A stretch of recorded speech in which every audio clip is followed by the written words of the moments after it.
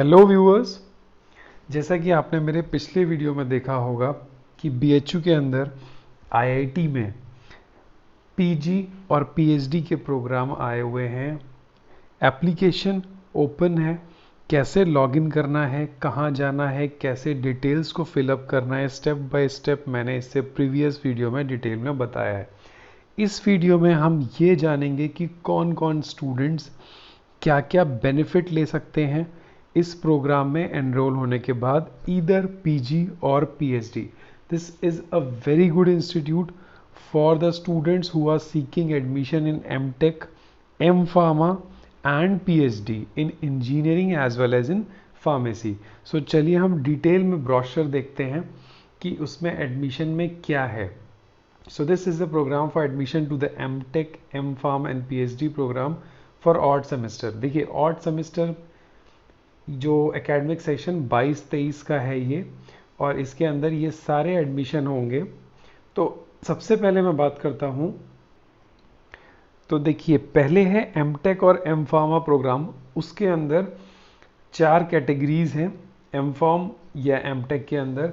एक तो है full time regular registration category, जिसमें कि आपको फुल टाइम इंस्टीट्यूट में रह के अपनी डिग्री लेनी होगी, जिसके लिए आप गेट या जीपेट क्वालिफाइड होने चाहिए विद मिनिमम 60% मार्क्स। अगर आप उसके थ्रू एम फार्म या एमटेक में एडमिशन लेते हैं तो आपको फाइनेंशियल असिस्टेंस मिलेगा 12,400 रुपीज़ पर मंथ, जिसके के अंदर आपको टीचिंग असिस्टेंटशिप प्रोग्राम में एनरोल होना होगा और पर वीक 8 आवर्स का आपको लेक्चर लेना होगा इन डिपार्टमेंट्स और स्कूल जिसमें कि ये टीचिंग असिस्टेंटशिप अवेलेबल है। मतलब आपको एकेडमिक प्रोग्राम के अंदर इन्वॉल्व होना है in order to get this amount of fellowship. दूसरे हैं full time external registration category. ये वो स्टूडेंट्स के लिए है जो आर&डी ऑर्गेनाइजेशन एक्सटर्नल में जहाँ कहीं और काम करना चाहते हैं। बट कहीं और काम करने का मतलब ये नहीं है कि आप कहीं भी किसी भी इंडस्ट्री में काम करें। अभी एक लास्ट में लिस्ट है, मैं आपको दिखाऊंगा। सिर्फ उस 21 इंस्टीट्यूट्स में अगर आप काम कर रहे हैं तो you can take admission in M form या एम टेक। अब है full time sponsored registration category. इसमें बाहर की जो ऑर्गेनाइजेशन है, जो आर&डी ऑर्गेनाइजेशंस हैं, इंडस्ट्री हैं, ये स्पॉन्सर करती हैं उन कैंडिडेट्स को। सो काम वो वहाँ पे कराएंगे, they have the facility of R&D. So इसके अंदर जीपैट या गेट वेव ऑफ है, बिकॉज फाइनेंशियल असिस्टेंस यहाँ पे फंडिंग एजेंसी मींस ऑर्गेनाइजेशंस दे रही हैं। सो आपको वहाँ से लेटर मंगाना होता है और फिर यहाँ की कमिटी डिसाइड करती है whether you are a suitable candidate for this program और नॉट।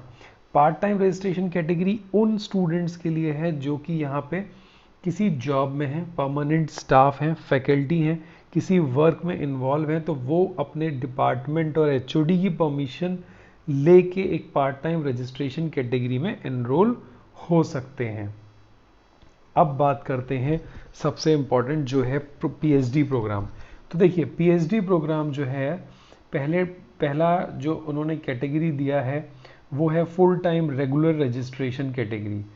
तो इसके अंदर किस किस ब्रांच में सीट आई हुई है, क्वेश्चंस ये स्टूडेंट्स ने मेरे से पूछे, सर प्लीज़ डिटेल में बताइए कि किस किस ब्रांच में पोजीशन है और किस में हम ले सकते हैं।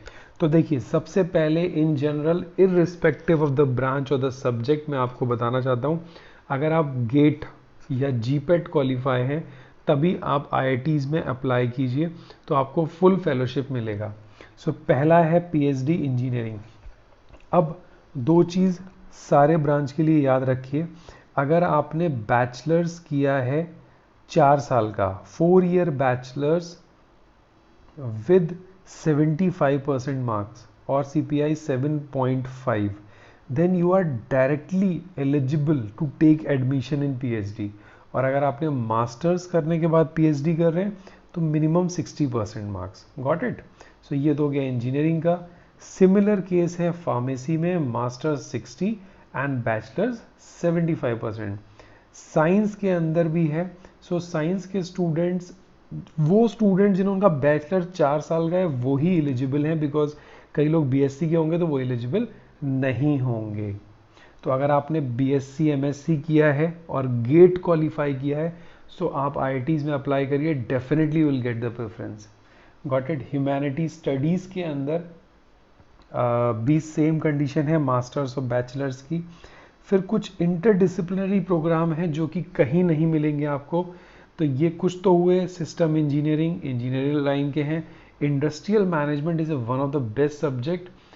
उसमें भी बैचलर्स अगर 60% में अगर आपने इंजीनियरिंग की डिग्री की है, आप डायरेक्ट आ सकते हैं, मास्टर्स की ज़रूरत नहीं है। Then PhD in biochemical engineering, यहाँ पे मास्टर्स और बैचलर्स वाली कंडीशन लगेगी। अब जो सबसे इंपॉर्टेंट बात आती है फाइनेंशियल असिस्टेंस। अगर आपके पास गेट था, जीपैट था, आपने अप्लाई किया और हो गया, तो आपको क्या पैसा मिलेगा, कितना फेलोशिप सपोर्ट मिलेगा। सो अगर if you have qualified GATE or GPAT or any other fellowship like CSIRS, JRF, LS, then you will get the assistance from the university, that is 31,000 per month. So ये आपको मिलेगा ही मिलेगा, आप किसी भी department में एनरोल होते हैं तो उसमें भी आपको टीचिंग असिस्टेंटशिप मिलेगी। सो आपको टीचिंग के लिए थोड़ा सा इन्वॉल्व होना पड़ेगा, that is 8 hours in a week. अब है admission national level scholarship. So अगर आपके पास कोई बहुत अच्छी स्कॉलरशिप्स हैं तो मैं अभी आपको उसको बताता हूँ कि अगर आपके जेआरएफ वगैरह है तो आपको एग्ज़ाम देने की ज़रूरत नहीं है। ये देखिए सिलेक्शन क्राइटेरिया जो पीजी के लिए है उसमें आपका गेट और GPAT score, simple straight forward logic, आपके स्कोर बेस पे आपका एडमिशन होगा। अब बात करते हैं पीएचडी प्रोग्राम की। अगर इन कैटेगरी में आप आ रहे हो, मींस एक्सटर्नल रजिस्ट्रेशन है, स्पॉन्सर्ड कैंडिडेट हो, part time registration that means regular faculty हो, आउटस्टैंडिंग कैंडिडेट्स हो, या आपको स्पॉन्सर किया है किसी दूसरी मिनिस्ट्री ने, फंडिंग ने, तो उस केस में आपको एग्ज़ाम, रिटन एग्ज़ाम नहीं देना है। You are directly eligible for the interview and for the registration. So कुछ रिजर्वेशंस हैं जो कैटेगरी में दिए हैं SC ST OBC के अंदर और EWS कैटेगरी के अंदर। So according to this relaxation you will get some benefit and reservation. Foreign nationals के भी रूल्स हैं।